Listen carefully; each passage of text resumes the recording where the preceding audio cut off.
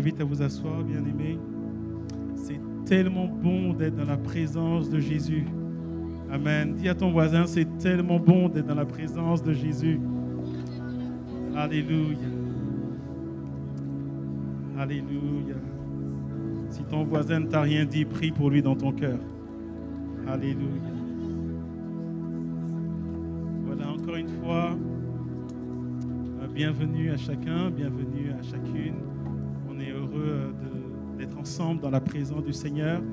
Et peut-être que si vous êtes là pour la première fois, vous avez été invité ou vous nous visitez, eh bien, soyez les bienvenus. Et ce soir, sans plus tarder, je vais laisser la parole à l'homme de Dieu. Tout à l'heure, je lui ai dit comment tu veux que je te présente. Il a dit dis Jérémie et puis c'est tout. Donc, je dis Jérémie, voilà. Il nous fait l'amitié d'être là. Il nous vient du Canada. En fait, il a une mission en France et il a été conduit à venir nous rendre visite. On est honoré de cela. On bénit l'homme qu'il est au travers du ministère que le Seigneur lui a confié, au travers de sa fidélité. Et je crois qu'à bien des égards, il est une inspiration pour beaucoup. Et donc, je crois que j'en ai déjà trop dit, n'est-ce pas? Il dira ce qu'il a envie de dire. On veut accueillir Jérémie Saudril.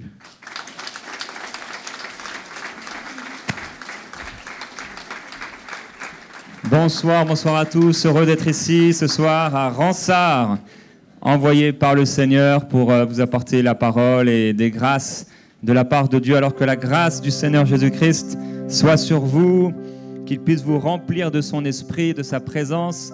Et à travers cette soirée, ce n'est pas une question de durée, mais c'est une question de qu'est-ce qui se passe dans ce moment. Et comme le pasteur l'a partagé, quelle est notre expectative et notre attente. Mais merci au Seigneur parce que parfois aussi, et souvent, il dépasse nos attentes. Il peut faire infiniment au-delà de tout ce qu'on a pu demander ou penser.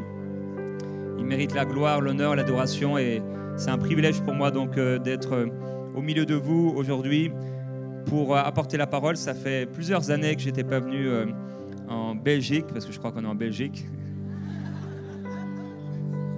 Plusieurs années. Alors, je suis arrivé ce matin donc, à l'aéroport de Bruxelles. Et le pasteur est venu me prendre à l'aéroport. Merci. Il m'a attendu pendant 2h45, puisqu'il y avait une grève là-bas. Apparemment, il voulait tester ma patience.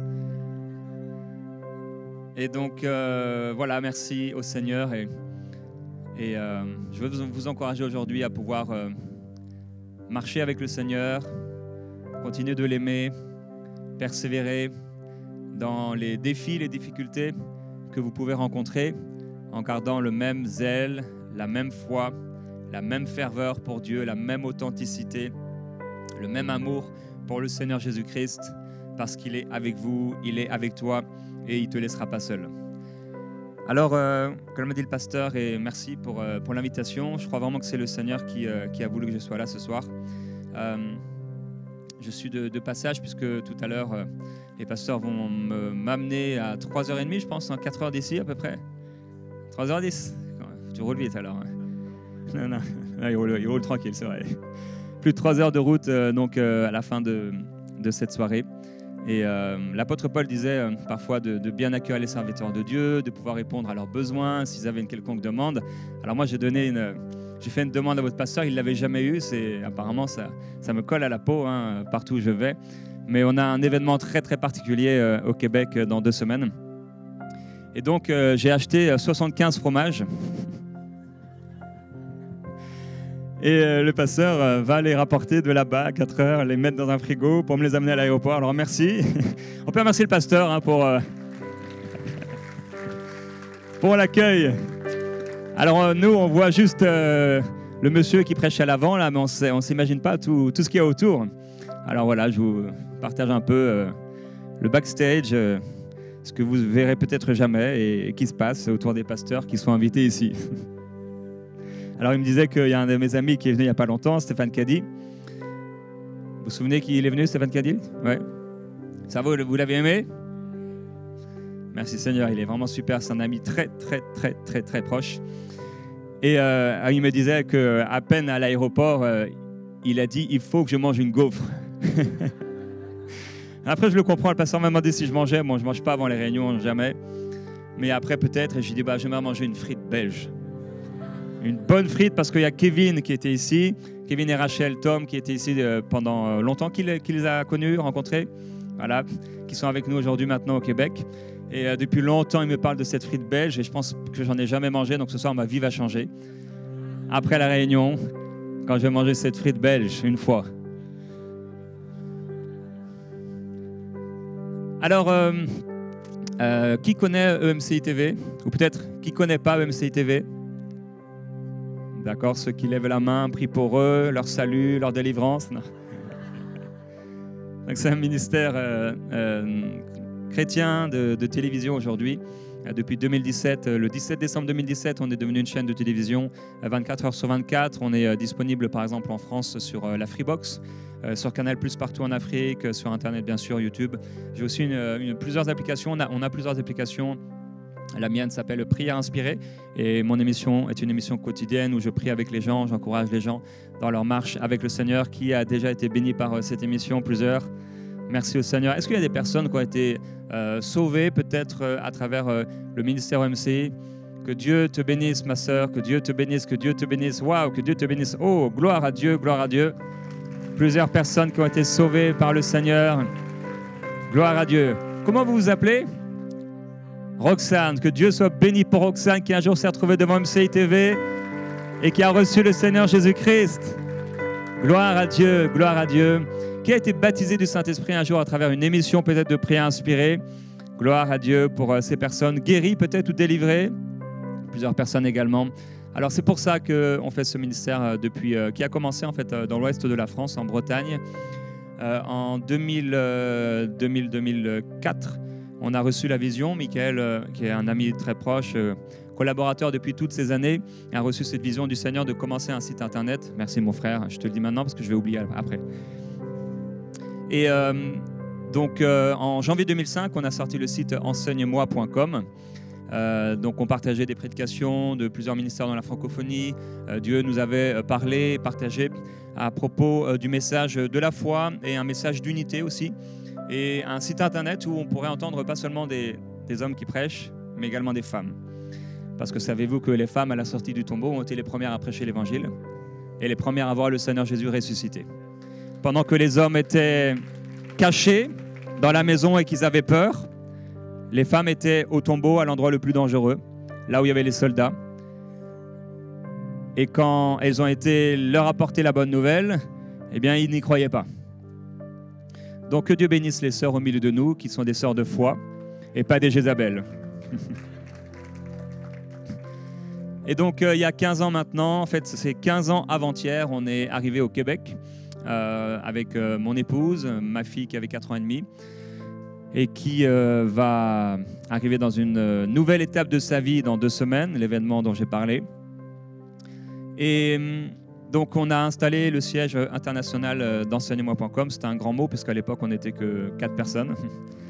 Et il y avait Michael et sa femme qui nous ont rejoints 1 an plus tard, et finalement en 2017. Donc, c'est devenu, après avoir commencé des émissions, une chaîne de télévision et un ministère médiatique. Et depuis 5 ans aussi, Dieu nous a appelés à commencer une église. Donc, à peu près à la même époque, le pasteur a rejoint, je crois, avec son épouse ici, cette église. Et Dieu fait des belles choses au milieu de nous, au Québec, et par la grâce du Seigneur, avec l'appel que Dieu m'a donné. J'ai la joie de pouvoir voyager un peu partout dans le monde, en Afrique, en Europe, en Amérique, oui, Canada, aux États-Unis un peu moins. Mais je suis reconnaissant au Seigneur de pouvoir voir la beauté de l'Église avec un grand E dans pas mal de pays, de villes et de régions sur la terre, et de voir qu'il y a partout un reste. Il y a partout des hommes et des femmes qui aiment le Seigneur, quelles que soient nos cultures, nos différences, quel que soit ce qu'on peut avoir connu du Seigneur, mais si on a été touché par lui et qu'on l'aime et qu'on persévère à vouloir lui obéir, à vouloir faire sa volonté, c'est la plus importante des choses, de pouvoir être au bon moment, en train de faire la bonne chose, sous le regard de Dieu et vouloir lui obéir. Alors ce soir, je veux partager avec vous un message, parce que je crois que c'est... Est-ce que c'est le thème de l'année ou c'est vraiment la vision de l'Église? C'est le thème de l'année, hein. C'est bien ça. Allons à l'autre bord. Et le message donc s'intitule « Allons à l'autre bord, mais à quel prix ?» Dans Marc chapitre 10, Marc chapitre 10, au verset 17. Il y a un homme qu'on appelle le jeune homme riche. Et il est écrit, comme Jésus se mettait en chemin, un homme accourut et se jetant à genoux devant lui. Je ne vous ai pas demandé, mais vous êtes prêts à écouter la parole? Okay. Demande à ton voisin, t'es prêt, c'est bon? Concentre-toi. Comme Jésus se mettait en chemin, un homme accourut et se jetant à genoux devant lui, il lui demanda, « Bon maître, que dois-je faire pour hériter la vie éternelle ?» Voilà un homme qui voulait passer de l'autre bord. Jésus est en chemin, allant en direction de Jérusalem. Et cet homme s'arrête donc à sa rencontre, se jette à ses pieds. C'est quand même assez remarquable la manière dont cet homme s'est approché de Jésus. Et il se jette à ses pieds, lui demande de pouvoir hériter la vie éternelle. Il veut passer de l'autre bord. Alors c'est une chose que de vouloir passer de l'autre bord. C'est une chose que de vouloir accomplir la volonté de Dieu. C'est une chose que de recevoir une promesse du Seigneur, soit dans notre vie personnelle de prière, on a reçu quelque chose de Jésus, de Dieu, dans un rêve, dans un songe ou par une révélation du Saint-Esprit, ou dans l'Église peut-être par une parole de connaissance, une prophétie qui nous a été donnée, une prédication qu'on a entendue et la parole s'est révélée à nous comme étant le réma pour notre vie. La méditation de la parole où tout à coup on tombe sur un verset et Dieu utilise ce verset pour notre propre vie et il nous dit que de la même manière qu'il appelle cet homme, cette personne, cette femme, il nous appelle de la même manière. En tout cas, quelle que soit la façon dont on a reçu l'appel de Dieu, et Dieu a un appel pour chacun d'entre nous, c'est une chose que d'avoir l'appel, d'avoir la promesse du Seigneur, c'en est une autre que d'y entrer. C'est une chose d'avoir même la volonté d'aller à l'autre bord, mais pour aller à l'autre bord, aïe, il y a un tel prix. Un tel prix à payer. Et je suis reconnaissant quand je vois des personnes âgées comme ce couple, vous êtes un couple qui marche avec Dieu, que le Seigneur vous bénisse. Les cheveux gris sont un honneur pour l'Église. Que Dieu vous bénisse. Que Dieu bénisse tous les cheveux blancs qui marchent avec le Seigneur.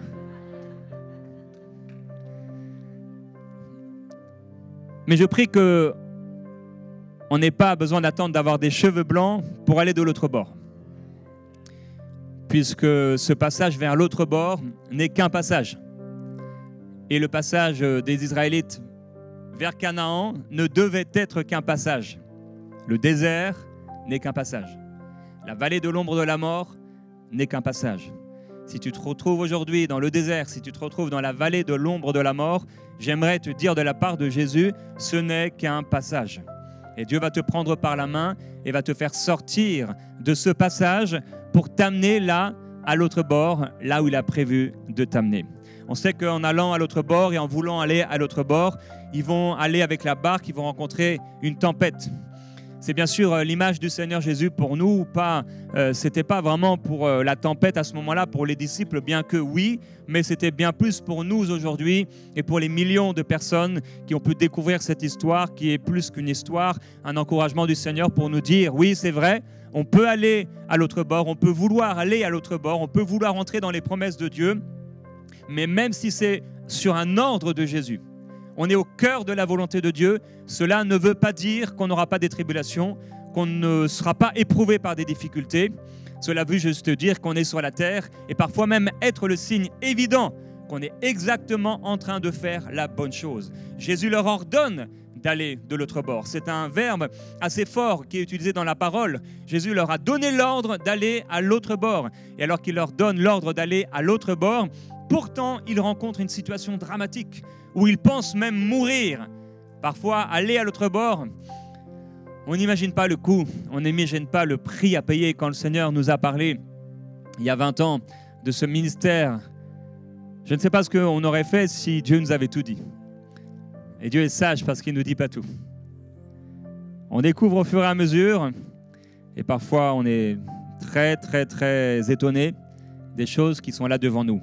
Le jeune homme riche se retrouve devant Jésus. Il veut passer de l'autre bord, hériter la vie éternelle. Et Jésus lui dit au verset 21, « Il te manque une chose. Va vends tout ce que tu as Et puis, donne-le aux pauvres, alors tu auras un trésor dans le ciel. Et ensuite, suis-moi. Quelqu'un veut suivre Jésus. Cet homme veut suivre Jésus. Cet homme veut aller avec Jésus de l'autre bord parce que Jésus t'amène de l'autre bord. Mais quand il entend le prix à payer, il fait demi-tour.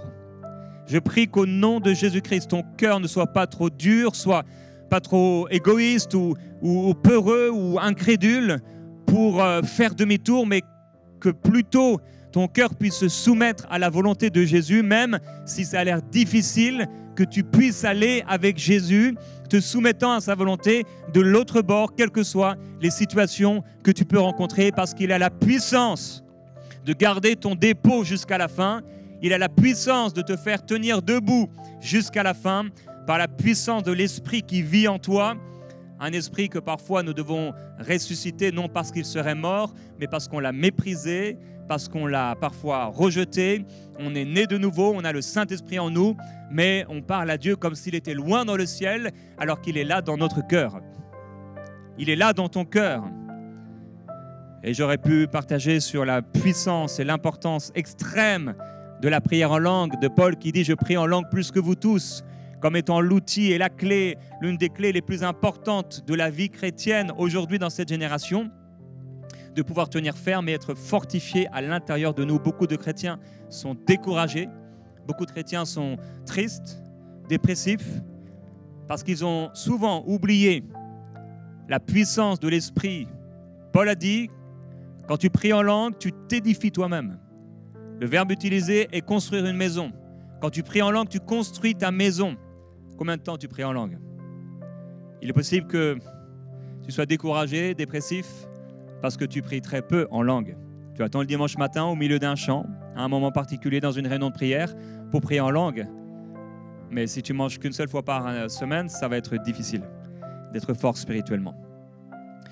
Alors, au verset 22, mais lui s'assombrit à ces paroles et s'en alla tout triste, car il avait de grands biens. Alors Jésus parle de cet homme qui va construire une tour et avant de construire la tour, il faut qu'il puisse s'asseoir et calculer. À vrai dire, on ne peut pas vraiment calculer le prix à payer. Il y a des choses qu'on peut calculer, il y a des choses que oui, on peut percevoir, mais d'ailleurs, toute personne qui s'engage dans un grand chantier, la construction d'un bâtiment, d'une église, l'agrandissement d'une église ou autre, entre ce qu'il a prévu au départ et ce qui va être vraiment dépensé, c'est beaucoup plus élevé en général. Dans tout bâtiment, c'est 10, 15, 20%, parfois 50%, parfois même 100% de ce qu'on avait prévu au départ. Alors le prix parfois est beaucoup plus élevé, beaucoup plus élevé que ce qu'on avait prévu. Les disciples vont être hyper étonnés et au verset 29, Jésus va leur répondre. Après que Pierre ait dit « Mais voici que nous, on a tout quitté pour te suivre. » Ils sont en train de marcher avec Jésus pour aller quelque part, aller à l'autre bord. Comme Abraham, suivant la parole de Dieu, mais sans savoir vraiment où le Seigneur l'amène. On est semblable à Abraham, tu es semblable à Abraham peut-être aujourd'hui. Tu es en train de suivre Jésus, mais tu ne sais vraiment pas où le Seigneur t'amène. Alors parfois, on est vraiment on paraît être des rigolos, nous les chrétiens. Parce qu'on marche par la foi et pas par la vue, et les gens nous demandent, mais tu vas en direction de quoi? Et tu dis, je ne sais pas dans quelle direction, mais quelque part, je vais en direction de Jésus. Mais je ne sais pas quel chemin je vais prendre, je ne sais pas quelle route je vais prendre, mais en tout cas, je sais une chose, c'est que Jésus est avec moi. Et pour l'intellect, c'est difficile à gérer. C'est difficile de pouvoir vivre dans cette situation puisqu'on ne marche pas par la vue, mais on marche par la foi. Et si tu marches par la vue, mon frère, ma sœur, tu seras souvent découragé. Je t'encourage à pouvoir te repositionner. Il suffit simplement d'une décision intérieure pour commencer à voir ta vie comme étant une vie de foi et avoir une vision de foi pour ton lendemain. Jésus a dit, ne t'inquiète pas du lendemain. Il est avec toi, fais-lui confiance. Jésus donc répond à Pierre, en vérité, je vous le dis, il n'y a personne qui est quitté à cause de moi de l'évangile, ou qui quittera à cause de moi de l'évangile, maison, frères, sœurs, mère, père, enfants ou terre, et qui ne reçoivent au centuple, présentement dans ce temps-ci, donc 100 fois plus, des maisons, des frères, des sœurs, des mères, des enfants, des terres, avec des persécutions, et dans les siècles à venir, la vie éternelle. Jésus nous indique un chemin vers la vie éternelle, mais sur ce chemin, cette histoire nous montre qu'il y a des pertes. Il y a des choses qu'on doit perdre. Il y a des choses qu'on va perdre en suivant Jésus. Quelqu'un a dit que nos propres plans payent tout de suite.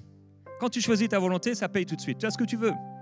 Tu ne veux pas attendre le mariage, tu veux avoir des relations sexuelles avant le mariage, tu es payé tout de suite. Tu as ce que tu veux. Mais nos propres plans, ça paye tout de suite, mais ça coûte plus tard. Les plans de Dieu coûtent tout de suite.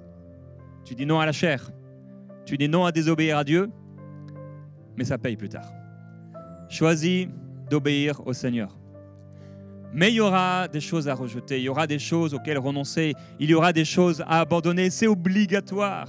Sur le chemin de Christ, le disciple de Jésus se retrouve sans rien, comme il les envoie, comme un modèle pour nos propres vies, sans portefeuille, sans bâton, sans une deuxième tunique. C'est la marche par la foi. Alors cela ne veut pas dire qu'on va toujours vivre comme cela, sans avoir de bâton, sans avoir de deuxième vêtement, sans avoir de portefeuille. Mais il faut absolument qu'à un moment dans notre marche avec Jésus, et c'est souvent au début, on passe par là pour que notre foi grandisse, qu'on lui fasse confiance, qu'on ait confiance en lui. Parmi les meilleurs moments de nos vies, ça a été les moments les plus difficiles. Pas parce que c'était difficile, mais au milieu de ces difficultés, parce qu'on a eu la bonne attitude de se tourner vers lui, de crier à lui, de lui demander la force nécessaire et de lui dire qu'on l'aimait encore. Et là, on a vécu parmi les plus belles expériences spirituelles dans sa présence à ce moment-là. Il nous a encouragés, il nous a fortifiés. Il y a des versets qu'on ne peut expérimenter que dans des temps de difficulté et de souffrance. L'apôtre Paul parle d'une faiblesse, mais en même temps d'une puissance qui se manifeste dans sa chair, dans son être, au milieu de cette faiblesse. Une puissance surnaturelle de Dieu. Comment étaient-ils des surhommes pour pouvoir traverser des situations telles qu'ils ont traversé? L'apôtre Paul, lapidé, mis à mort. Il est là mort, on pense qu'il est mort. Est-il mort, ressuscité? En tout cas, il est accompagné ou des frères viennent le voir. Il est entouré par des frères qui prient pour lui. Il se relève et le lendemain, un homme lapidé qu'on pensait mort, il savait mettre à mort des gens, continue de prêcher l'évangile. Était-il un Superman qu'on voit dans les Marvel, ou simplement avait-il connu quelqu'un qui s'appelle le Saint-Esprit, une puissance de Dieu à travers la prière en langue particulièrement, pour le fortifier spirituellement et l'amener à être rempli et être sur la terre, mais pas de la terre. Vivre des souffrances dans une faiblesse humaine, terrestre, mais en même temps une puissance spirituelle, surnaturelle, extraordinaire, qui te fait voler au-dessus des nuages, au-dessus des circonstances, comme si tu n'y étais pas. Il y aura des choses à abandonner, il y aura des choses à renoncer, il y aura des choses que Dieu te demandera de renoncer, que peut-être ton frère à côté de toi, Dieu ne va rien lui demander. Ce n'est pas à tous les disciples qu'il a dit de vendre leur maison. Pierre avait une maison. Il n'a pas dit à Pierre de tout vendre. Mais c'était un problème dans la vie de cet homme, son amour de l'argent. Il était attaché. Et cet attachement à cet argent, aux choses, aux biens qu'il possédait, l'ont empêché d'entrer dans le royaume de Dieu. Souvent, les gens ne sont pas sauvés pour une petite chose et parfois une chose ridicule. C'est ce renoncement qu'ils ne veulent pas, cette repentance, cette simple repentance. Parfois, il s'agit de poser un acte, comme le pardon, relâcher le pardon pour quelqu'un, faire un geste de foi, s'approcher à un appel. Des choses qui paraissent être simples et insignifiantes, mais c'est des choses importantes parce qu'elles viennent toucher à quelque chose de précis dans nos cœurs que Dieu veut retirer, dont Dieu veut nous guérir, dont Dieu veut nous libérer parce que nous ne pourrons pas aller à l'autre bord avec des sacs à dos remplis et trop lourds à porter, avec toutes sortes de choses qu'on traîne derrière nous. Ça va être difficile. Si nous avons toutes ces choses, nous allons tourner dans le désert comme les Juifs ont tourné dans le désert et qui sont morts dans le désert parce qu'ils étaient sortis de l'Égypte, mais l'Égypte n'était pas sortie d'eux. Tu peux être sorti du monde, mais est-ce que le monde est sorti de toi, mon frère, ma sœur? L'amour du monde est-il sorti de toi? L'attachement aux choses de ce monde est-il sorti de toi? La confiance dans les biens de ce monde est-il sorti de toi? Paul dira, en parlant à Timothée, d'encourager l'Église, et parmi eux il y avait des riches, en leur disant que ce n'était pas un problème d'être riche. Il dira même que c'est même Dieu qui les a rendus riches. Il dit, Dieu nous donne toutes choses pour notre plus grand plaisir. Mais, dit aux riches, de ne pas mettre leur espérance dans des choses incertaines, dans les richesses du temps présent, mais de la mettre en Dieu et d'être plein de générosité et de libéralité. Je prie que s'il y a des riches parmi nous, et j'aimerais vous dire qu'en fait vous êtes tous riches, vous puissiez être remplis de libéralité et de générosité. Est-ce que vous avez mangé plus d'une fois aujourd'hui? Oui, qui n'a pas mangé plus d'une fois aujourd'hui? Je peux lever la main, je n'ai pas mangé. Vous avez 2 vêtements, 2 paires de chaussures, des boucles d'oreilles, une télévision, un iPhone ou un Samsung, hein. Pour ceux qui n'ont pas compris, non je rigole. Les gens disent, mais moi je ne suis pas riche, je ne peux pas donner. Tu peux donner. Non mais la veuve, elle a donné que quelques pièces. Non, elle n'a pas donné que quelques pièces, c'est faux. Elle a donné tout ce qu'elle avait. Beaucoup se cachent derrière ce genre de verset. C'est comme les maris qui prennent le verset « Femmes, soyez soumises à vos maris ». C'est le premier verset que ça, il est entré dans leur cœur. Femme, ne t'inquiète pas. Ton mari peut changer sans même une parole de ta part. C'est ce que dit la parole, c'est une promesse. Sans parole. Sans coup, hein. Juste par l'amour que tu as pour lui. Tu peux gagner ton mari qui est inconverti ou qui est rétrograde ou qui est loin du Seigneur ou qui a un cœur dur en l'aimant, mais vraiment en l'aimant et en étant la meilleure des femmes possibles, à un point tel, tu vas tellement l'aimer que ça va l'amener à la repentance. Comme Dieu nous a aimés et nous a amenés à la repentance. Alors c'est marrant, je vais ici et là. Verset 32, Marc chapitre 10. J'aimerais qu'on écoute bien ce verset, qu'on le lise bien. Alors partout où je vais, il y a je vois de moins en moins de Bibles. Je vous encourage à pouvoir apporter la Bible à l'église, même si j'imagine que derrière moi, les versets est affiché. Ils étaient en chemin pour monter à Jérusalem. Donc après, ce disciple, en tout cas cette personne qui aurait voulu suivre Jésus, mais le prix était trop lourd à payer, mais les disciples ont dit, mais nous on a tout quitté, on veut te suivre, et ils sont en train de suivre Jésus. Ils étaient donc en chemin, Jésus et les disciples, pour monter à Jérusalem, de l'autre bord. Et Jésus allait devant eux, ça c'est important. C'est Jésus qui va devant nous, c'est pas nous. Hein. C'est pas nous qui commençons à faire un plan, à signer un contrat, et après on se dit, oh j'ai pas prié. Seigneur, tu penses que c'est bon? C'est pas nous qui commençons une relation amoureuse et on dit à la personne qu'on l'aime, avant même d'en avoir parlé au Seigneur. Et après, on est pris dans nos émotions et c'est difficile après de gérer. Est-ce que c'est Dieu? Est-ce que c'est pas Dieu? Ah oui, si tu as ouvert la porte toi-même et que tu te retrouves derrière, c'est difficile de savoir est-ce que c'est Dieu ou pas finalement? Est-ce que c'est toi qui as ouvert la porte? Les histoires des portes. Seigneur, ouvre la porte ou ferme la porte. Le vent peut ouvrir une porte. Un homme qu'on jette d'un bar peut ouvrir une porte. Un enfant peut ouvrir une porte. Un esprit méchant pourrait ouvrir une porte. Jésus traverse les portes. Alors la porte fermée ou pas ne sera absolument pas un signe pour toi que c'est Dieu, mais la puissance du témoignage intérieur. La paix que Dieu te donne ou le trouble que Dieu te donne quand tu es prêt vraiment à obéir à Dieu et à entendre ce que Dieu te dit, même si ça ne te plaît pas, il a promis qu'il te conduirait. Celui qui craint l'Éternel, le Seigneur lui montre le chemin qu'il doit suivre. Fais confiance à Dieu, il te montrera le chemin. Ils étaient en chemin pour monter à Jérusalem et Jésus allait devant eux, c'est comme la nuée. La nuée partait, il partait. La nuée s'arrêtait, il s'arrêtait. Jésus allait devant eux, les disciples étaient angoissés. Alors il y a Jésus qui est devant, en route vers Jérusalem, et les disciples, les 12, imaginez les 12, ils sont là avec lui et ils sont angoissés. Ils sont sous un stress profond. Parce qu'ils savent qu'il va y avoir des choses terribles, là à Jérusalem. Et ceux qui suivaient étaient dans la crainte. Jésus prit de nouveau les 12 auprès de lui et se mit à leur dire ce qui devait lui arriver. « Voici, nous montons à Jérusalem. Et le Fils de l'homme sera livré aux principaux sacrificateurs et aux scribes.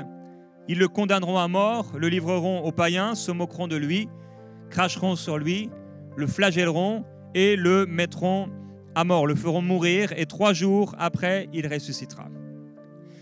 Est-ce qu'on peut s'arrêter juste ce moment où ils sont en chemin et les disciples sont dans la crainte, dans l'angoisse, ceux qui les suivent sont également dans la peur, dans la crainte, ils sont en direction d'un autre bord, mais ce n'est pas l'autre bord qu'on pensait. Si on pouvait faire un zoom sur ta vie en ce moment, je ne sais pas si tu as déjà vu ce genre de vidéo, tu vois la Terre de loin dans une vidéo. On voit la Terre de très loin et il y a un zoom et on s'approche, après on voit les continents, après on voit les pays, après on entre dans une ville, après on entre dans une maison et après on se retrouve devant quelqu'un. C'est un zoom, un focus.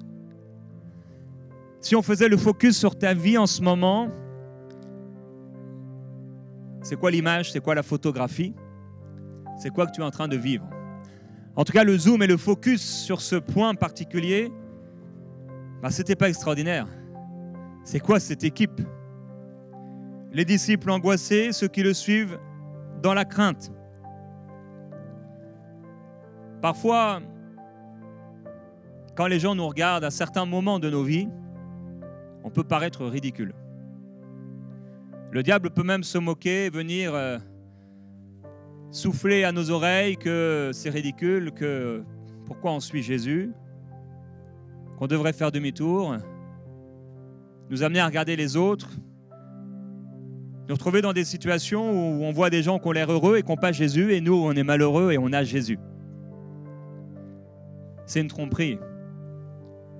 Le diable nous trompe à ce moment-là, puisqu'il nous projette un focus, un zoom sur un moment particulier, mais c'est un moment, c'est un passage. Il y a beaucoup plus glorieux après.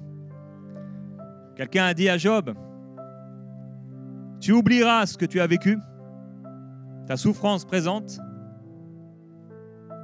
tellement ce que tu vas vivre après sera glorieux. Ta situation d'aujourd'hui, tu l'oublieras tellement ta situation d'après sera belle. Cette parole est pour quelqu'un ce soir.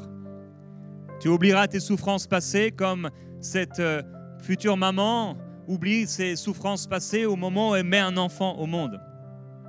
Elle peut être dans la crainte et dans les douleurs, c'est évident, pour la plupart, de ce moment particulier et dans la tristesse, mais une fois que le bébé est mis au monde, c'est étonnant, mais c'est comme si elle a tout oublié d'un coup. Extraordinaire. Le Seigneur te fera oublier la souffrance que tu as vécue.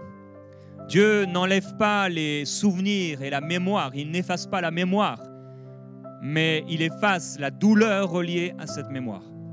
Que le Seigneur Jésus-Christ vienne libérer maintenant quelqu'un qui s'est fait abuser de la souffrance liée à cette mémoire de l'abus. Que Dieu te libère au nom de Jésus-Christ. Quand Pierre a prêché l'évangile, leur cœur était si ouvert qu'ils ont été baptisés du Saint-Esprit sans même l'accord de Pierre. Dieu n'a pas attendu d'avoir l'accord de Pierre pour les remplir et les baptiser du Saint-Esprit et les faire naître de nouveau. Et de la même manière, quand tu entends la parole de Dieu, saisis-toi de cette parole et reçois là où tu es la délivrance, la guérison, la libération, ce dont on est en train de parler. Reçois cette paix surnaturelle par la puissance de Jésus-Christ et n'attends pas qu'on impose les mains sur toi. C'est quoi? C'est devenu cette mode qu'on attend qu'on impose les mains sur nous. Jésus n'imposait pas les mains sur tout le monde. Il nous a laissé une parole. Et si tu as juste ça pour t'en sortir dans la vie, c'est suffisant. Tu n'as pas besoin qu'on t'impose les mains. Et tu as besoin que la main du Seigneur se pose sur toi par la foi que tu élèves vers Dieu. Alors on peut se retrouver parfois comme cette équipe de disciples avec Jésus. On a l'air un peu ridicule. Les apôtres se sont trouvés en Asie, dans 2 Corinthiens chapitre 1, verset 8. Et l'apôtre Paul dit « On ne veut pas en effet vous laisser ignorer, frères, au sujet de la tribulation qui nous est survenue en Asie, que nous avons été excessivement accablés, au-delà de nos forces, de telle sorte que nous désespérions même de conserver la vie. Les voilà en train de servir Dieu, et là, en Asie, une grande tribulation se lève contre eux. Et nous regardions comme certains notre arrêt de mort, ils étaient sûrs de mourir, afin de ne pas placer notre confiance en nous-mêmes, mais de la placer en Dieu qui ressuscite les morts, comme Abraham avec Isaac, qui l'offre sur l'autel. C'est lui qui nous a délivrés et qui nous délivrera d'une telle mort, lui de qui nous espérons qu'il nous délivrera encore. Si ton temps n'est pas venu, ton temps n'est pas venu. Tu peux te retrouver dans toutes sortes de situations, mais ton temps n'est pas venu. Je crois personnellement que les apôtres ont fait le choix à un moment de donner leur vie à Jésus et d'être prêts à mourir pour lui. Jésus dit, on ne prend pas ma vie, je la donne. Que nous puissions donner notre vie, la Bible dit, pour les frères, pour Dieu. Il y a Élie dans 1 Roi chapitre 19, Jézabel veut le tuer, le grand serviteur de Dieu, le grand prophète se retrouve à un moment, et là c'est un zoom, c'est un focus sur un moment particulier de sa vie. On oublie le moment précédent où là la puissance de Dieu s'est manifestée à travers lui, où les prophètes de Baal ont été décontenancés, ont été vraiment mis à terre par la puissance de Dieu qui s'est manifestée. Et le peuple de Dieu qui ne savait plus vraiment qui choisir, Dieu, Baal, ils étaient entre les deux, comme parfois plusieurs croyants sont encore entre les deux, entre le monde et Dieu. Ils ne sont pas vraiment sûrs de vouloir payer le prix parce qu'ils savent que suivre Jésus, c'est un prix. Et il y a en effet un prix à payer. Mais la récompense est tellement plus glorieuse et un moment d'obéissance à Dieu t'apportera des millénaires, des milliards d'années de récompense parce que Dieu te récompensera à sa mesure et pas à la récompense de l'homme. Ne perds pas ton salut, ne perds pas cette possibilité d'être sauvé, de marcher avec Jésus pour un plaisir éphémère, une jouissance éphémère, celle du péché, où tu vas manger le fruit, mais à quel prix? Alors que Dieu a beaucoup de fruits pour toi qui, eux, ne t'empoisonneront pas. Voyant cela, chapitre 19, verset 3, 1 Roi. Voyant cela, Élie se leva et partit pour sauver sa vie. Un peu plus loin, il marcha toute une journée dans le désert, puis il s'assit sous un genêt et demanda la mort. Waouh, le grand prophète Élie demande la mort. Il se lève, il part, il marche, il s'assoit. C'est intéressant. Il se lève, il part, il marche, il s'assoit. Sous un genêt. Parfois, tu es parti pour faire quelque chose, tu étais parti dans l'appel de Dieu, tu as dit oui au Seigneur, tu t'es levé, tu as commencé à partir, tu as commencé à marcher, même peut-être tu l'as dit aux gens. Dieu m'a appelé à faire ceci, Dieu m'a fait à faire cela. Et tu marches, mais à un moment, il s'est passé des choses et tu t'assois comme Élie, et avec Élie, sous un genêt. Je ne sais pas ce que c'est un genêt, mais je sais que c'est un arbre. Je ne sais pas quel est l'arbre de ta vie. Je ne sais pas sur quoi et sous quoi tu t'es assis.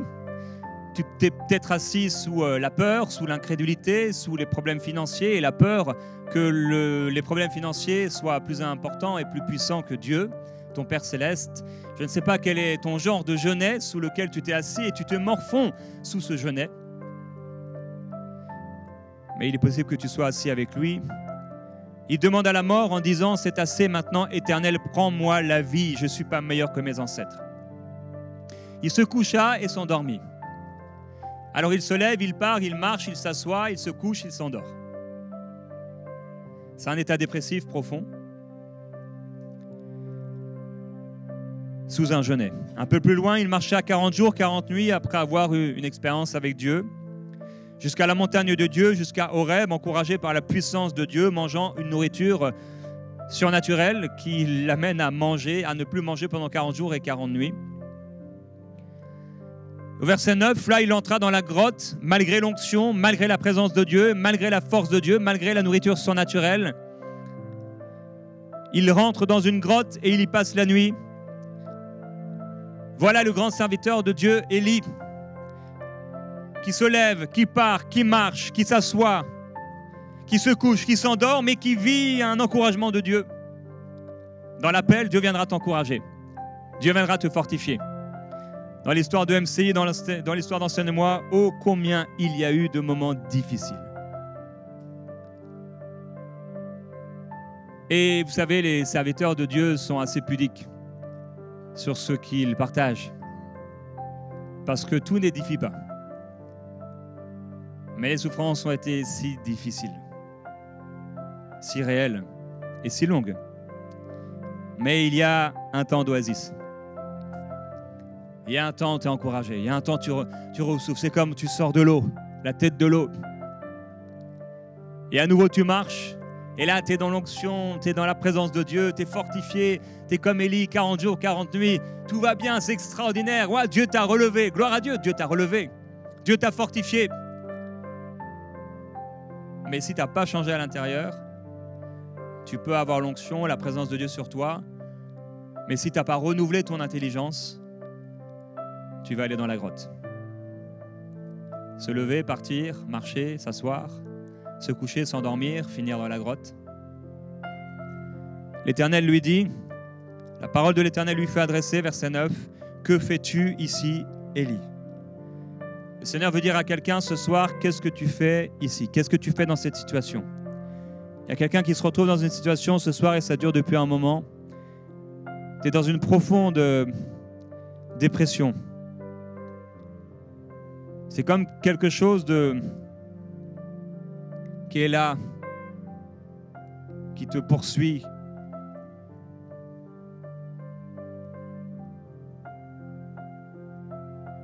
C'est un état de découragement et de désespoir.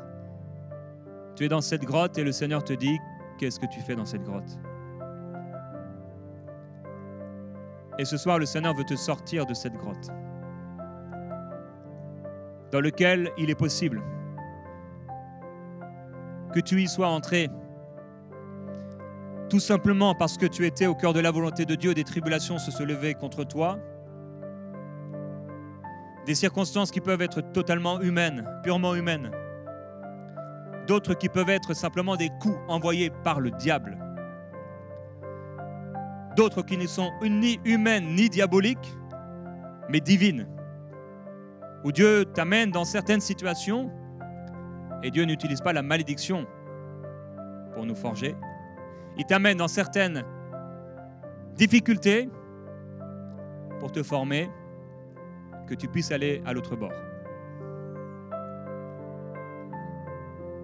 Quand il les a appelés à aller de l'autre bord, il a utilisé la tempête. Il n'a pas rendu l'un des 12 disciples malade pour fortifier sa foi. Aucun. Si Dieu utilisait la maladie pour nous fortifier individuellement, on aurait vu au moins un exemple dans les évangiles. On aurait au moins vu, parce qu'il y en a 4 évangiles, on aurait vu au moins un des 4 évangiles où quelqu'un serait venu vers Jésus pour être guéri et Jésus lui aurait dit non, reste malade parce que je veux t'apprendre quelque chose. Alors je peux te le dire, j'ai rencontré Jésus à l'âge de 7 ans, j'ai lu la Bible bien des fois, elle est bien usée, j'ai dû changer la couverture. Les pages s'arrachaient. J'ai bien lu en profondeur les 4 évangiles. Et à aucun moment, le Seigneur n'a renvoyé quelqu'un qui voulait être guéri avec sa maladie, pour lui apprendre quelque chose. Mais tous ceux qui venaient à lui, avec la foi, repartaient guéris. La seule fois où il était dans sa région, il n'a pas pu faire aucun miracle ou beaucoup de guérisons, parce qu'ils étaient incrédules. C'était une parenthèse importante, parce que Dieu n'utilise pas la malédiction pour nous apprendre des choses, même si au milieu de parfois certaines attaques de l'ennemi, Dieu peut nous parler. Dieu ne nous parle pas à travers la malédiction, Dieu nous parle à travers sa parole. Job n'a rien compris quand il a été attaqué par le diable. C'est quand Dieu a commencé à ouvrir la bouche qu'il dit « J'ai parlé des choses que je ne comprenais pas ». Quand Dieu lui a posé 70 questions pour lui montrer qu'en fait, il n'avait rien compris. C'est quand Dieu commence à parler qu'on apprend. Alors Dieu a toujours utilisé sa parole, son esprit, pour nous parler et pour nous conduire. C'est la meilleure façon avec laquelle Dieu nous dirige, avec le témoignage intérieur et d'autres choses qu'il peut utiliser aussi, certaines circonstances également. Mais même où il y a des circonstances, ne t'appuie pas sur elles, la porte qui s'ouvre, qui se ferme, mais sur les témoignages intérieurs. Le témoignage intérieur de l'esprit. Le feu vert ou le feu rouge que tu sens dans ton cœur, fais-lui confiance. Fais confiance à ta conscience. Si tu marches avec Dieu sincèrement, fais confiance à l'esprit qu'il a fait reposer en toi. Le prophète Jérémie, dans son livre au chapitre 20, au verset 7, dit, dans un moment difficile, c'est encore un zoom, un focus sur sa vie, sur un moment particulier de sa vie. Ce n'était pas tous les jours comme ça. Même si Jérémie est l'un de ces prophètes qui s'est tant lamenté, qui a tant souffert, qu'il en a écrit un livre. Les lamentations de Jérémie. J'avoue que j'aurais pu aussi écrire un livre parce que je me suis souvent lamenté. Souvent pas eu la bonne attitude de me lamenter, pas beaucoup avec des paroles, mais avec un état d'esprit où j'aurais souvent dû choisir la foi. Verset 7, il dit au Seigneur, « Tu m'as persuadé, Éternel », ou il dira dans une traduction, « Tu m'as séduit, Éternel, et je me suis laissé séduire ou persuader. Tu m'as saisi, tu m'as vaincu. Je suis chaque jour un objet de raillerie, donc de moquerie. Tout le monde se moque de moi. En effet, chaque fois que je parle, donc il prophétisait, il faut que je crie pour dénoncer la violence et la persécution dans le cadre de son ministère de prophète. Oui, la parole de l'Éternel m'expose constamment à la honte et aux moqueries. Waouh, quel ministère difficile que le ministère prophétique. D'être jugé, d'être rejeté, d'être méprisé, d'être regardé comme des gens de rien. Mais c'est pas grave. Même si la foule te méprise, te rejette, il y a toujours une pièce quelque part que Dieu a disposée pour toi. Il y a toujours un endroit de paix. Il faut sortir de la grotte et il faut pouvoir y entrer. Alors, c'est difficile de gérer ces moments de zoom, de focus, où à ce moment-là, c'est vraiment terrible. Soit parce que le diable a agi, ou parce que les hommes méchants ont agi, ou parce qu'ils ont été méchants à un moment, ça peut être quelqu'un de gentil, mais qui à un moment, après une décision qui a fait mal, ou soit parce que Dieu a agi. Des choses qui sont intervenues dans notre vie et qu'on n'a pas compris, la gestion de ces choses, la gestion de la longue attente du désert entre le moment où le Seigneur Jésus t'appelle, comme les disciples qui sont en train de marcher avec lui et ils sont en train d'aller quelque part, mais ça a duré quand même 3 ans et demi. Et c'était finalement que le début. Tout comme quand Dieu nous a appelés en 2004 à créer ce site enseigne-moi.com, je me souviens, on avait la ferveur de la jeunesse qu'on n'a pas perdu, gloire à Dieu. On avait la folie de la jeunesse qu'on n'a pas perdu, gloire à Dieu. Il y avait une innocence, celle-ci peut-être. Et moi je voyais que c'était maintenant, c'était tout de suite. Jusqu'à ce qu'un jour un pasteur, qui était un père pour moi, me dit « Cette belle prophétie, ce sera marche après marche. » J'aurais voulu dire « Arrière de moi, Satan ». Mais c'était bien la parole du Seigneur.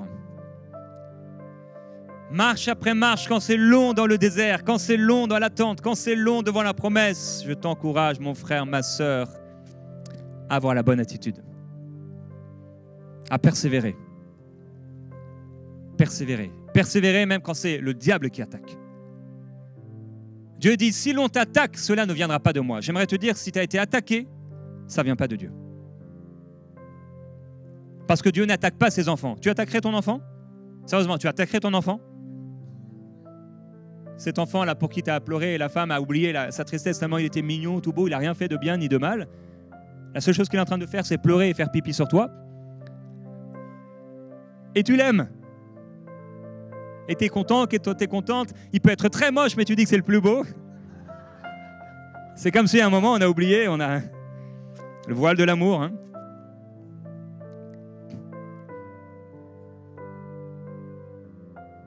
Les temps difficiles, les choses qu'on vit, se retrouvent devant des situations.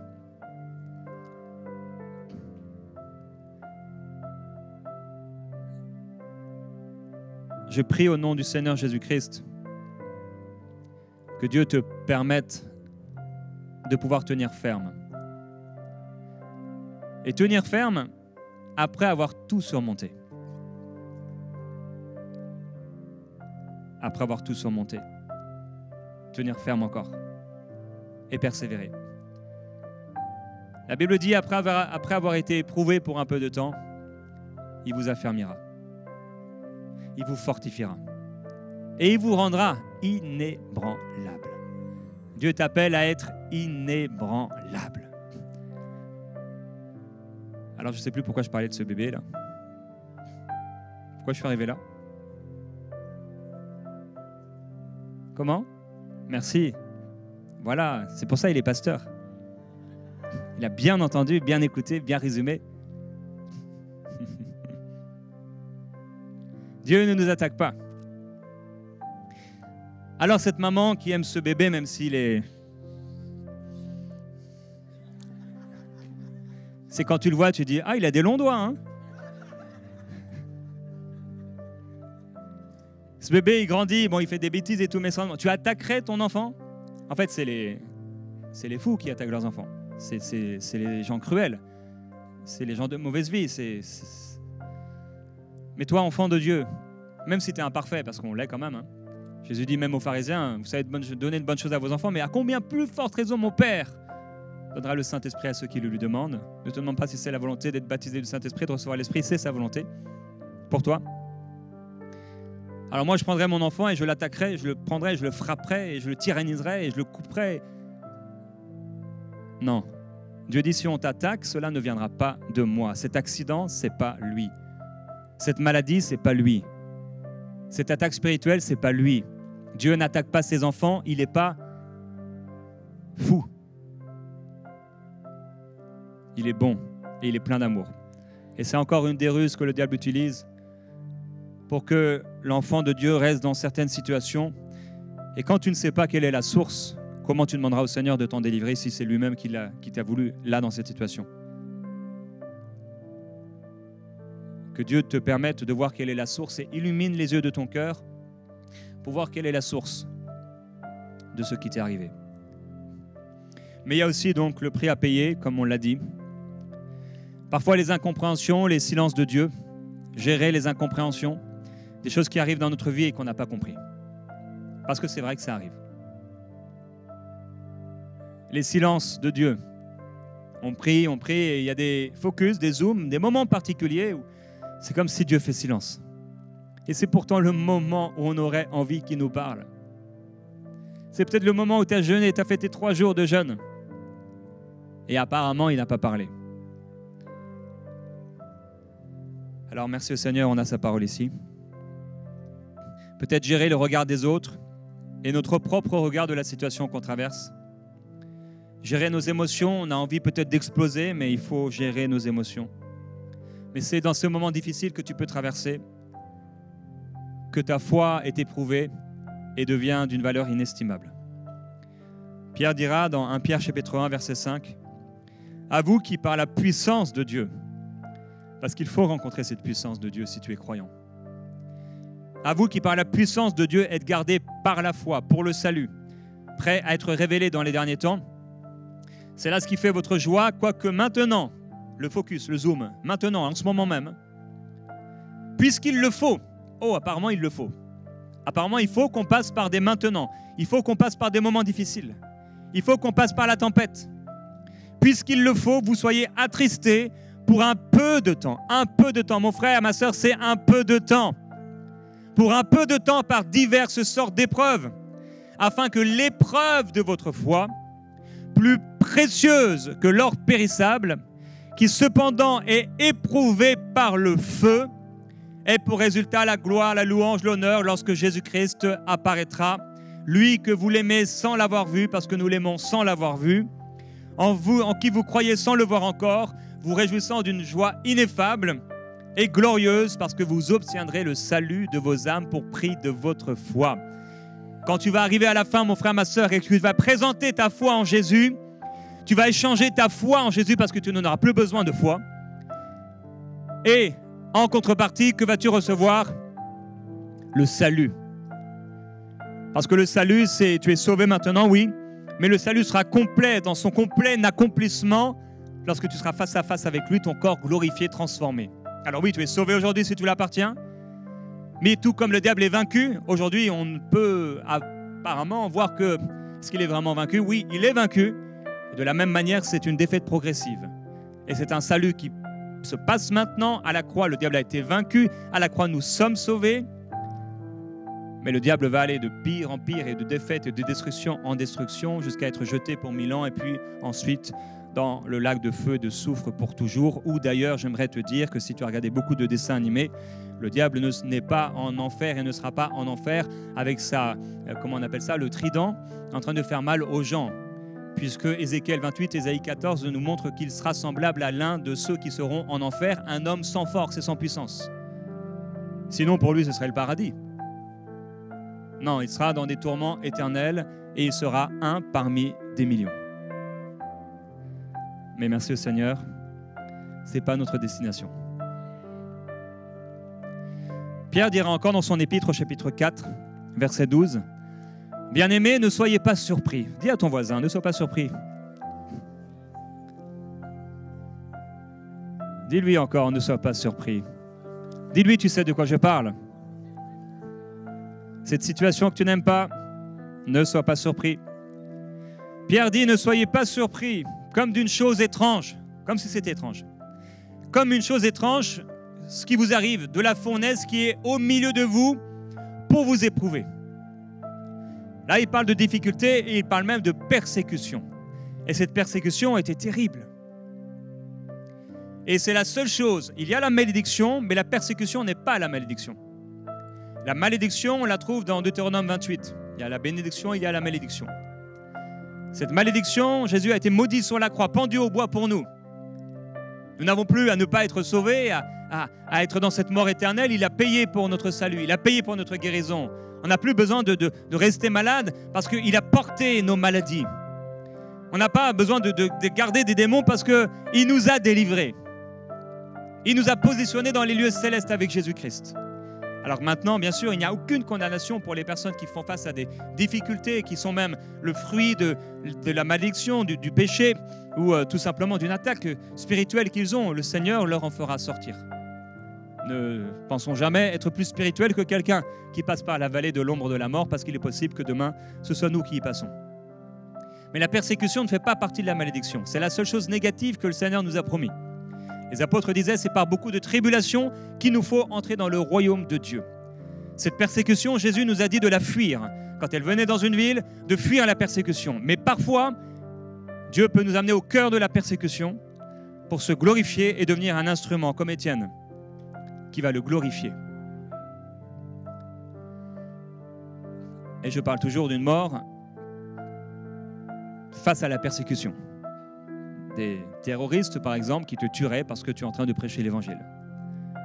Et c'est d'ailleurs certainement l'une des plus belles des morts, de mourir pour Christ.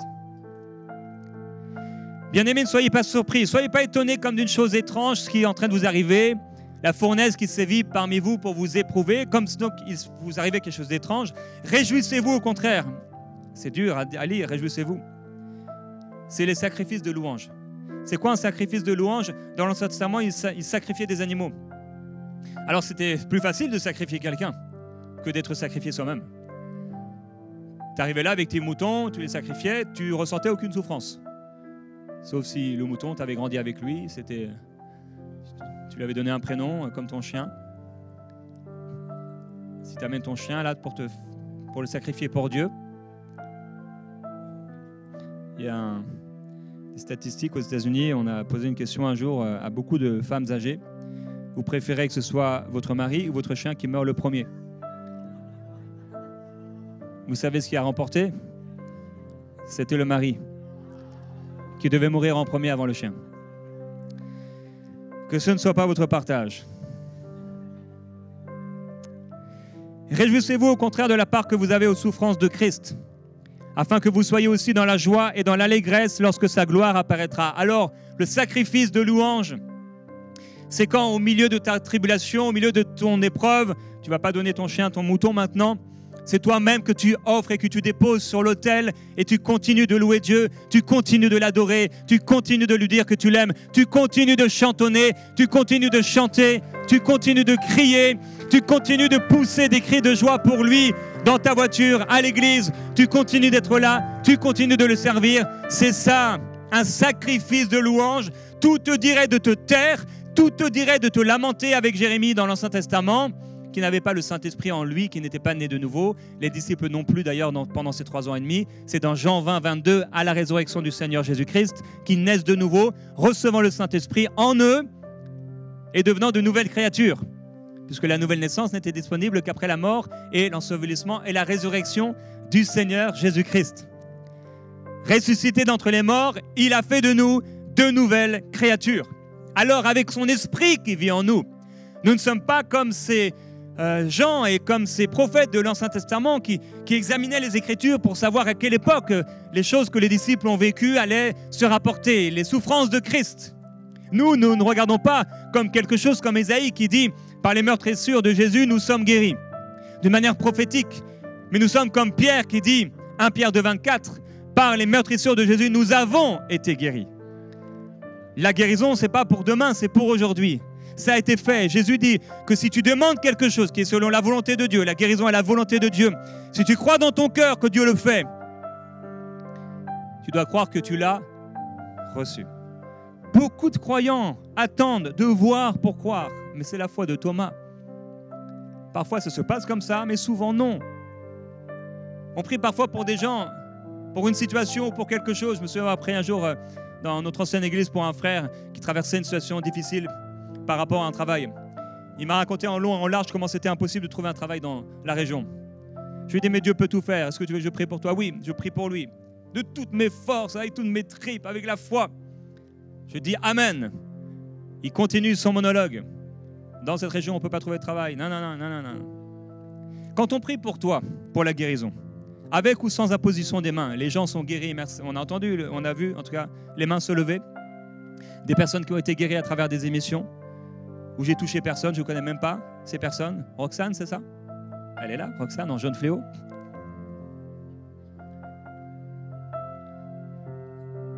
Et Dieu l'a fait quand même. Est-ce qu'on est dans la foi? Quand on prie pour la guérison, quand on reçoit, c'est quand qu'on reçoit? Quand on prie pour recevoir le baptême du Saint-Esprit, c'est quand qu'on reçoit?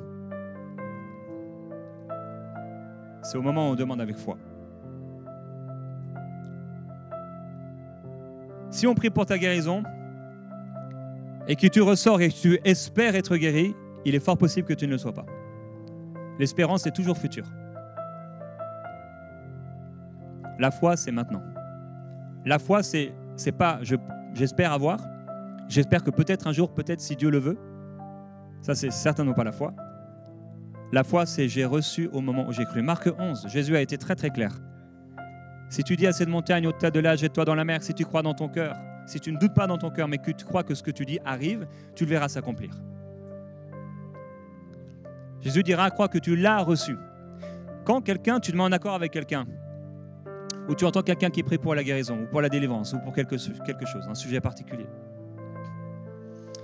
vous priez ensemble, quelqu'un prie pour toi.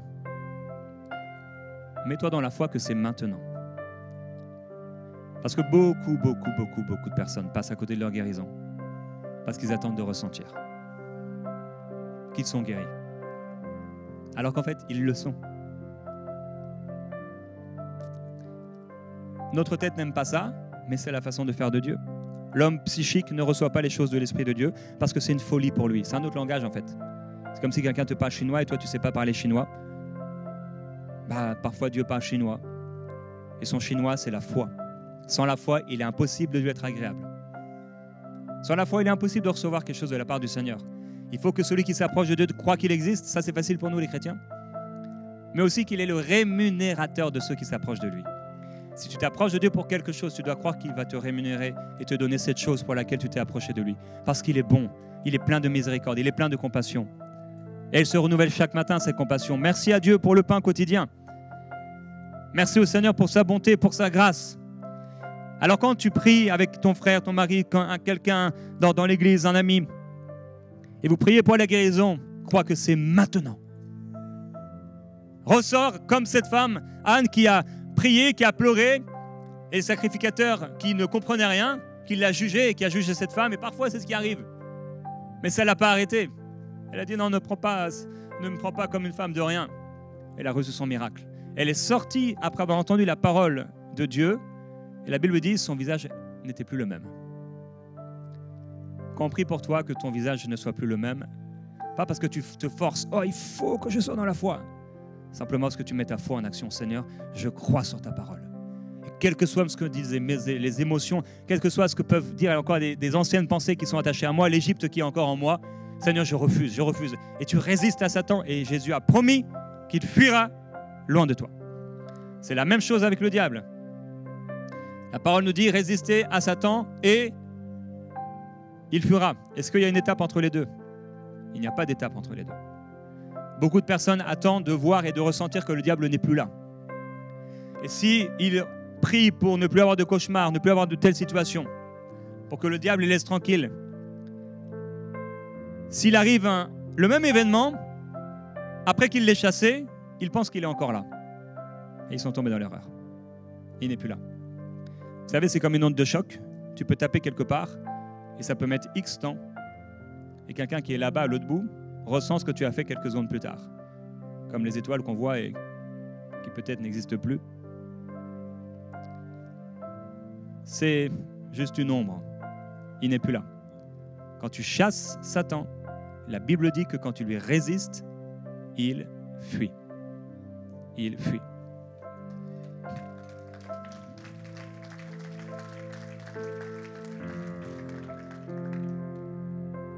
Ça va, je suis pas trop long? Je suis venu de Montréal quand même. L'apôtre Paul, il prêchait jusqu'au matin. Au point où quelqu'un est tombé du toit, mort, à la fenêtre. Si ça avait été dans certaines églises, on aurait pris l'apôtre Paul, il n'aurait même pas eu le temps de descendre, le ressusciter. On l'aurait amené en prison. Parce qu'il avait prêché trop longtemps, il n'avait pas été sage. Jésus aussi, il prêchait longtemps parfois. Ne vous inquiétez pas, ça va aller. J'ai bientôt terminé. 1 Pierre toujours, chapitre 4. Si vous êtes outragés pour le nom de Christ, donc on a vu le sacrifice de louange, vous êtes heureux parce que l'Esprit de gloire, l'Esprit de Dieu repose sur vous. Que nul de vous, en effet, ne souffre comme étant un meurtrier, un voleur, un malfaiteur ou comme s'ingérant ou s'immisçant dans les affaires d'autrui. Donc, on ne doit pas souffrir parce qu'on a fait le mal. J'ai dit, il y a les hommes, il y a le diable, il y a Dieu qui peuvent nous amener dans certaines situations, mais il y a aussi nous-mêmes. Parce qu'on a fait le mal, on se retrouve dans une situation. Pierre dit non, ne vous retrouvez pas dans des situations malheureuses, de fournaise, parce que vous y êtes mis vous-même. Si tu touches toi-même le feu, ça va te brûler, ce sera ni Dieu, ni le diable, ni les hommes. Mais si quelqu'un souffre comme chrétien, qu'il n'en ait pas honte et que plutôt il glorifie Dieu à cause de ce nom. Car c'est le moment où le jugement va commencer par la maison de Dieu. Or, si c'est par nous qu'il commence, quelle sera la fin de ceux qui n'obéissent pas à l'évangile de Dieu? Et si le juste se sauve avec peine, que deviendront l'impie et le pécheur? Ainsi que ceux qui souffrent selon la volonté de Dieu, pas selon la malédiction, mais selon la volonté de Dieu, remettent leurs âmes au fidèle Créateur en faisant ce qui est bien. Quand tu te retrouves dans l'ombre de la vallée de la mort, quand tu te retrouves dans ce zoom, ce focus, comme qui est là, Jésus est devant, les disciples sont là et c'est un temps d'agonie, de difficulté. C'est comme Paul en Asie, il y a une tribulation qui vient. C'est comme Élie qui se retrouve attaqué par Jézabel et c'est un moment, il se retrouve dans la grotte, un moment difficile. C'est Jérémie qui dit, mais Seigneur, ça devient tellement dur de prêcher la parole. Mais en même temps, si je ne veux pas parler, il y a un feu qui veut sortir de moi et je ne peux le retenir. Quand tu as été appelé par le Seigneur, mon frère, ma sœur, tu ne pourras pas le retenir. Je prie qu'au nom de Jésus-Christ, toi qui résistes à l'appel de Dieu, n'aie pas peur, mais que ça brûle dans ton cœur, parce que c'est une gloire de servir le Seigneur. Et c'est une gloire de souffrir pour lui. Jamais j'aurais voulu faire autre chose que ce que le Seigneur m'a appelé à faire. Que tu puisses faire ce que Dieu t'a appelé à faire, chacun dans le corps, dans sa grâce particulière. Heureusement qu'on n'est pas tous ici en train de prêcher. Déjà, il n'y aurait pas assez de place pour nous. Mais chacun, un membre à part entière dans le corps, chacun selon les appels, les caractéristiques, avec la personnalité que Dieu nous a donnée, parce que notre personnalité n'est pas à rejeter, elle est à sanctifier. On a des gens qui s'habillent en jaune fluo, on a des gens qui s'habillent en noir, on a des gens qui parlent doucement, on a des gens qui crient, comme mon ami Stéphane Caddy. Peu importe la personnalité, Dieu va utiliser aussi une onction qui est rattachée à ta personnalité. pour toucher certains types de cœurs. Abraham était plutôt de la famille, doux, voulant que tout le monde soit bien. Moïse, l'homme de loi, strict, rigide apparemment, mais un grand leader avec une si grande patience. Pierre, le fougueux, qui est prêt à marcher sur les eaux. L'apôtre Paul, qui fonce, même s'il est tout seul à foncer. Avec ta personnalité, sers le Seigneur en tant que membre du corps de Jésus-Christ, du Christ. Que Dieu te donne la capacité de pouvoir gérer ces temps difficiles, ces zooms, ces focus où c'est difficile. On doit y passer. Il le faut, on l'a vu, on l'a lu. On doit passer par là. On n'aime pas passer par là. Je n'aime pas passer par là. Je n'aime pas passer par là et j'y suis souvent passé. Souvent.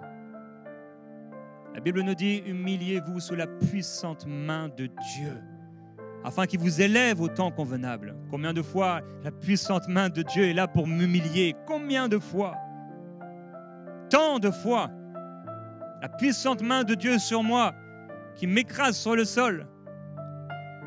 Et je sais que s'il n'est pas là, c'est fichu. S'il n'est pas là, à quoi bon? Ayant prêché 1000 fois et qu'avoir l'impression de n'avoir jamais prêché.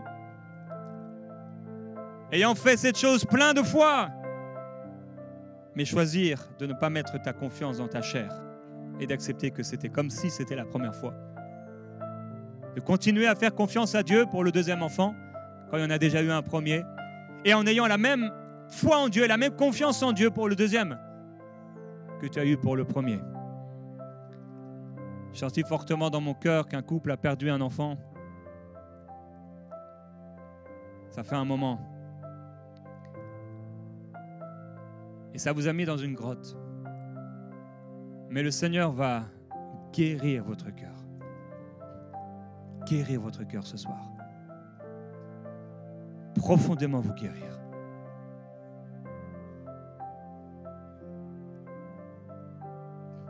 De vous dire, mais qu'est-ce qu'aurait été cet enfant? Je ne pourrais pas marier cet enfant.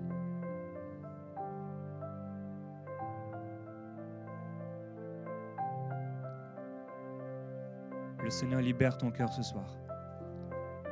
Il guérit ton cœur ce soir. Cette attaque du diable que vous avez vécue. Le Seigneur guérit ton cœur brisé ce soir. En son nom, reçois la guérison. Père, merci pour la guérison des cœurs brisés, des incompréhensions, des souffrances, des attaques qui ont été si dures. Les pleurs, les souffrances, la douleur derrière le sourire. Dans des repas familiaux, des barbecues, on est là, on fait les choses, et on se réunit, mais à l'intérieur, on va dans la cuisine pour pleurer. Je te demande, s'il te plaît, Seigneur, de guérir ces cœurs brisés. Ces mamans dans le cœur qui souffrent en silence. Ces pères qui doivent se cacher pour ne pas pleurer devant les enfants. Ces situations si difficiles. Père, tu es avec nous. Tu nous affermiras, tu nous fortifieras. Tu nous rendras inébranlables. Le diable ne gagnera pas. Tu as ouvert le chemin, tu as inauguré le chemin avec ton propre sang, Jésus, pour qu'on puisse aller de l'autre bord. Avec la puissance de l'Esprit de Dieu. Père, j'appelle la puissance de l'Esprit de Dieu sur ces frères, sur ces sœurs qui sont là, dans les salles qui sont là, qui écoutent ce message. Qu'au nom puissant de Jésus-Christ, la gloire de Jésus, la puissance de l'Esprit vienne les remplir à déborder et leur permettre de tout surmonter avec cette force surnaturelle de l'Esprit de Jésus-Christ en eux, qui puissent se confier en toi, qui puissent sous ta puissante main, au lieu de refuser d'être écrasés et de manger, de nourrir à la chair, qui puisse aller là, à genoux sur le sol, et crier à toi et accepter la main puissante qui agit. Père, je prie qu'ils ne remettent pas en question leur appel. Je prie qu'ils restent focus, qu'ils restent fidèles au Seigneur, qu'ils continuent de faire ce qu'ils doivent faire. La parole dit, il rendra à chacun selon ses œuvres, réservant la vie éternelle à ceux qui, par la persévérance à bien faire, cherchent l'honneur, la gloire et l'immortalité. Toi qui recherches la volonté de Dieu, qui persévère à bien faire, même qui persévère à bien faire au moment même de ce focus, de ce zoom des temps difficiles, le Seigneur te mettra et te donnera honneur, gloire et immortalité. J'aimerais terminer en priant avec le psaume chapitre 42.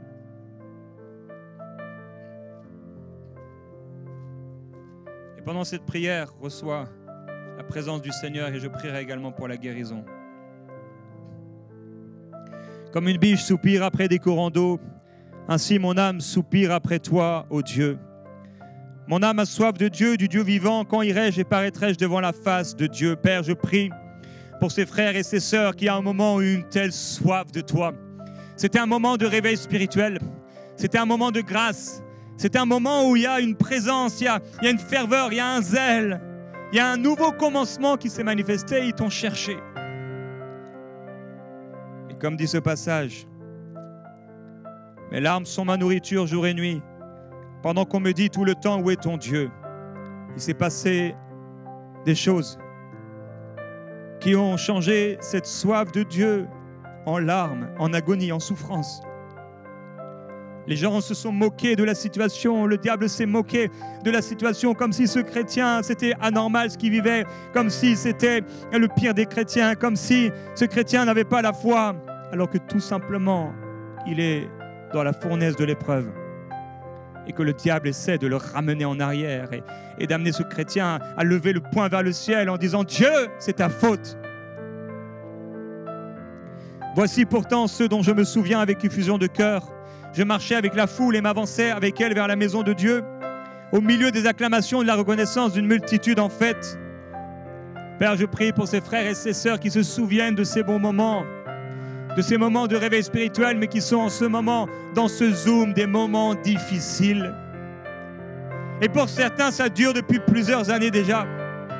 Ils ont l'impression de sortir la tête de l'eau et qu'à un moment, on leur enfonce la tête dans l'eau. Mais Père, je te glorifie et je te loue, parce que ce soir, tu les amènes à l'autre bord. Ce soir, tu donnes de la persévérance à quelqu'un, une force spirituelle à quelqu'un par l'Esprit, pour remporter la victoire, pour sortir de la grotte, pour sortir du sommeil spirituel, de l'incrédulité, et se lever à nouveau et se mettre à marcher à nouveau, avec la force que tu leur donnes. Pourquoi t'as battu mon âme et gémis-tu sur moi? On pourra prendre ce chant. Pourquoi t'as battu mon âme et gémis-tu sur moi? Attends-toi à Dieu, car je le célébrerai encore pour son salut. Quelqu'un doit dire ce soir, pourquoi mon âme t'a battu au-dedans de moi? Jésus dira, mon âme est triste jusqu'à la mort. Tu n'es pas ton âme, tu es un esprit. Parle à ton âme maintenant, parle à cette tristesse, parle à cette souffrance qui s'est attachée à ton âme. Parle à ton âme et dis à cette âme qui est peut-être sous la dépression, mon âme, pourquoi t'as battu? Et gémis-tu au-dedans de moi? Espère en Dieu et il agira. Dis-le avec moi, mon Dieu agira. Dis-le avec moi, dis-le à haute voix, mon Dieu agira. Dis-le au nez du diable, mon Dieu est pour moi et mon Dieu agira. Mon Dieu est fort, je m'attends à Dieu. Je m'attends à Dieu, même si un abîme appelle un autre abîme. Il dit, toutes tes vagues et tous tes flots passent sur moi. À un moment, dans ses difficultés, il a l'impression que c'est Dieu lui-même qui faisait venir des vagues sur lui et des vagues sur lui. Parfois, la tribulation et la difficulté est si grande qu'on a l'impression même que Dieu en est l'auteur. Il dit, je dis à Dieu, mon roc, pourquoi tu m'as oublié? Pourquoi dois-je marcher dans la tristesse, sous l'oppression de l'ennemi? Mes os se brisent, mes adversaires me déshonorent en me disant tout le temps, où est ton Dieu? Père, je prie pour cette personne qui dit, Dieu m'a oublié. Je prie pour cette personne qui passe par ce temps difficile. Je prie pour ce frère, pour cette sœur qui passe par cette vallée de l'ombre de la mort. Et que le diable est en train d'éteindre la foi. Mais ta parole déclare que tu n'éteins pas le lumignon qui fume. Alors au nom de Jésus-Christ, je déclare que là où il y avait juste un lumignon, là où c'était juste des braises, tu souffles sur ces braises. Est-ce que vous pouvez chanter? Pourquoi mon âme? Pourquoi mon âme?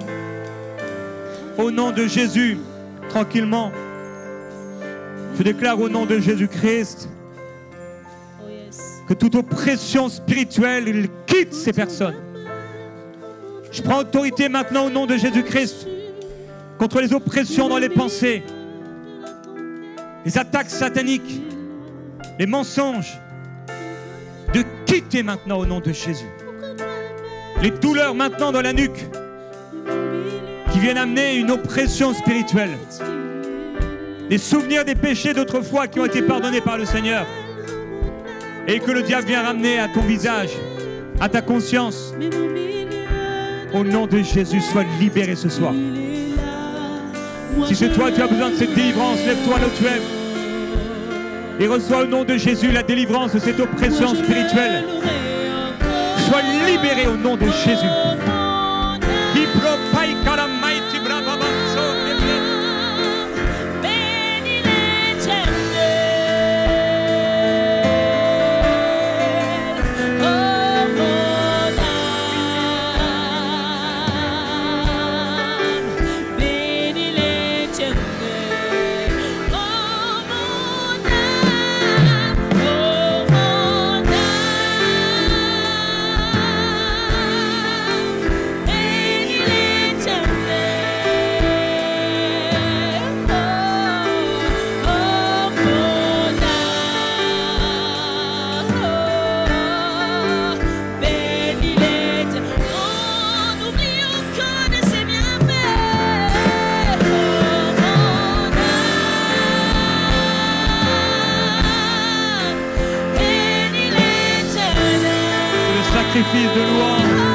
Le sacrifice de louange.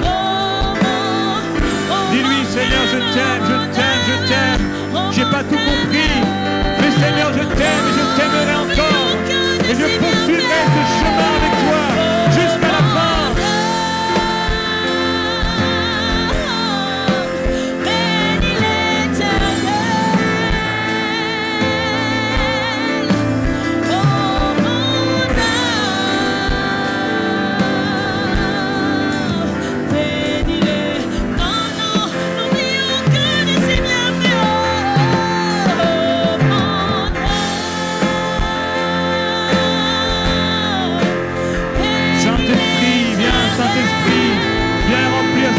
Seigneur, tous ceux qui écoutent, au nom de Jésus, ils soient remplis, que leur âme soit satisfaite. Le Seigneur va satisfaire ton âme. Le Seigneur va nourrir ton âme. Le Seigneur va faire du bien à ton âme. Même au milieu de la tempête, tu l'es là. Quand tu vas mal,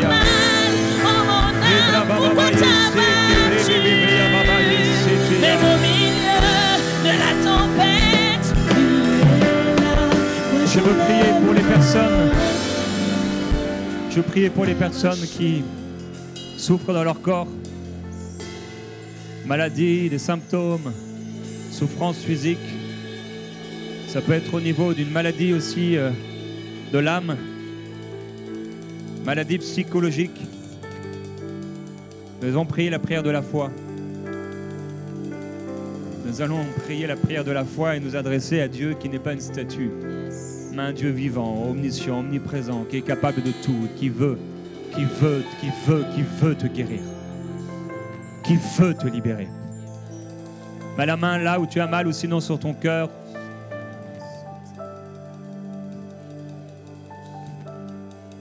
Et au nom de Jésus-Christ maintenant, je prends autorité contre toute maladie. Libre maintenant. Au nom de Jésus. J'ordonne à toute maladie, maladie quitte ces corps maintenant. Maladie, oppression, sortez maintenant. Libre, libre, libre. Libre maintenant, nom de Jésus.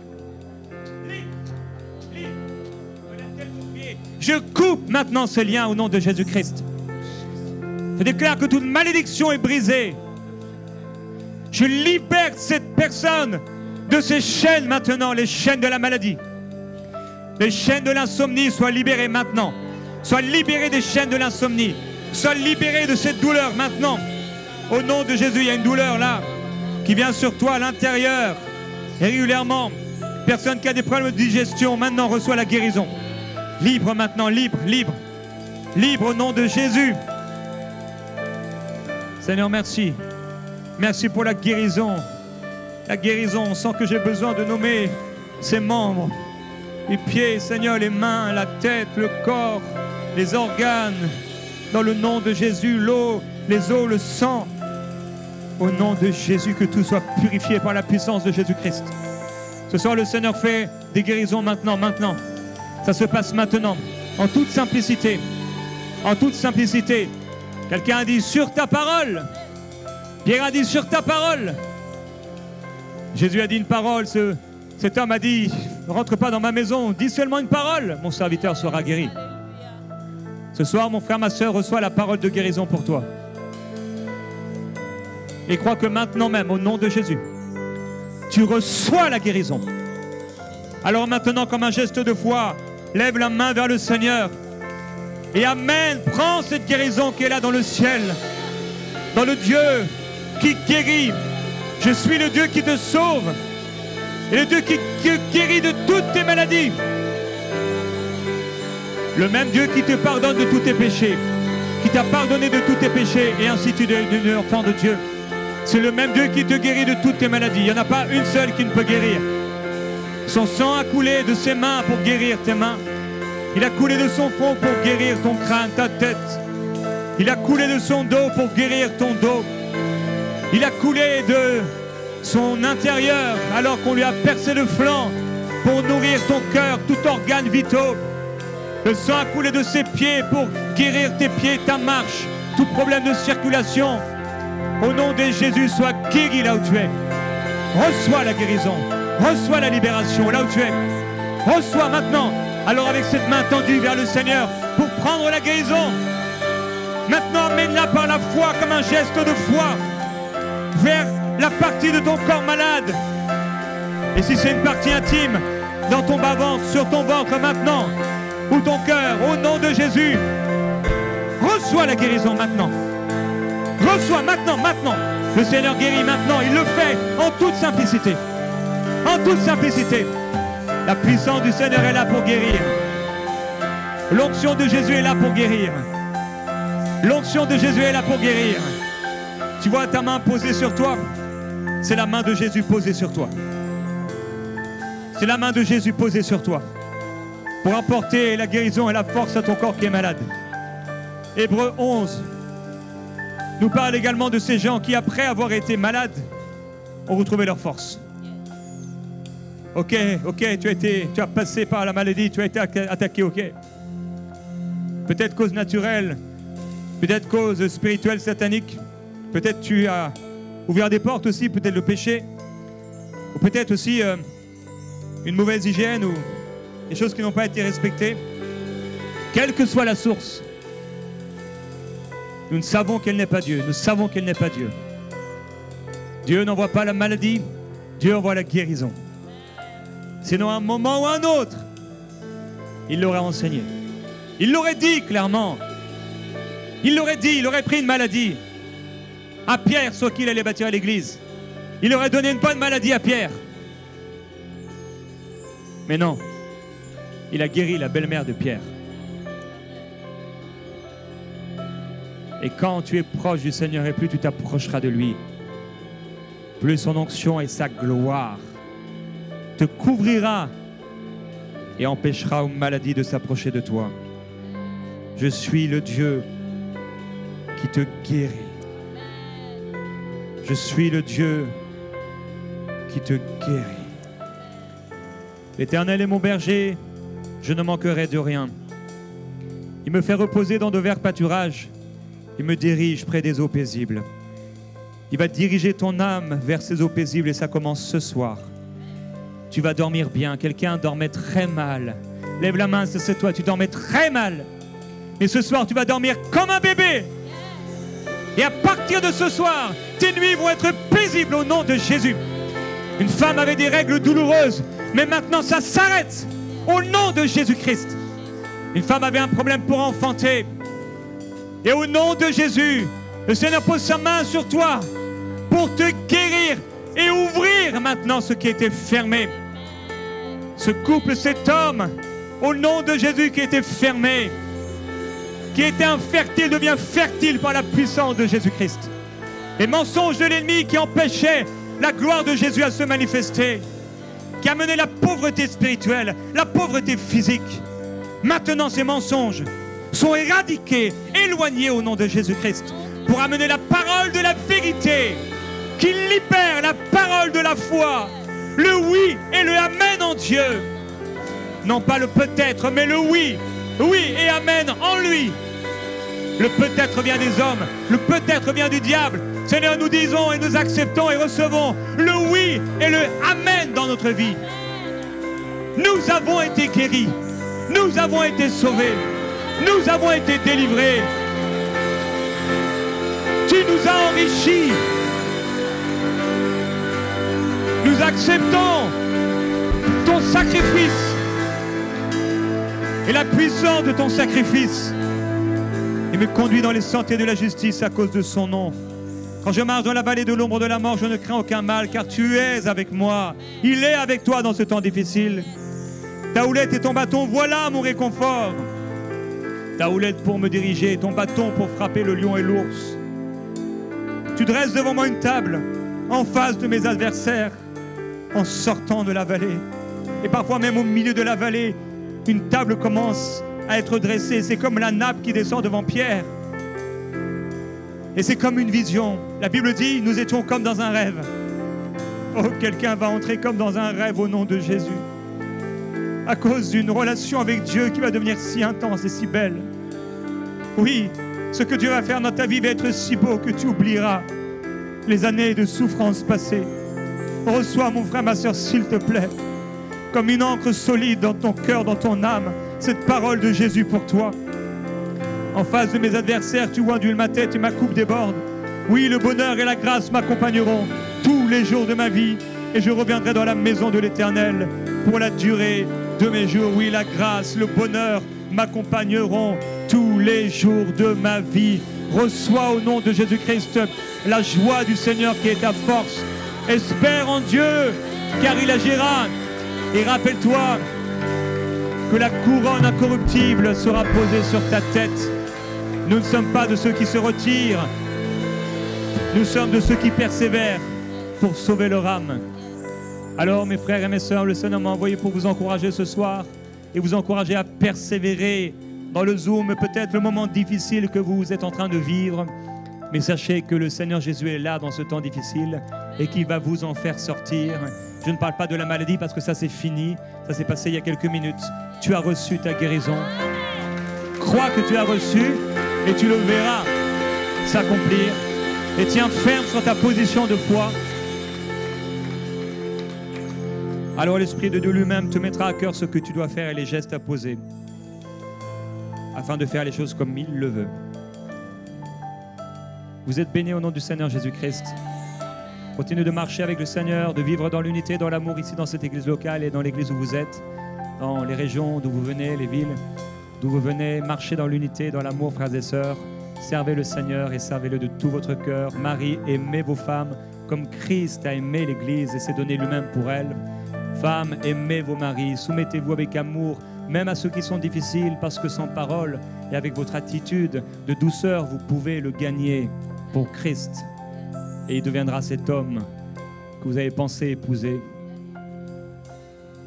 Enfants, obéissez à vos parents. Amen. Selon le Seigneur. Amen. Que Dieu vous bénisse.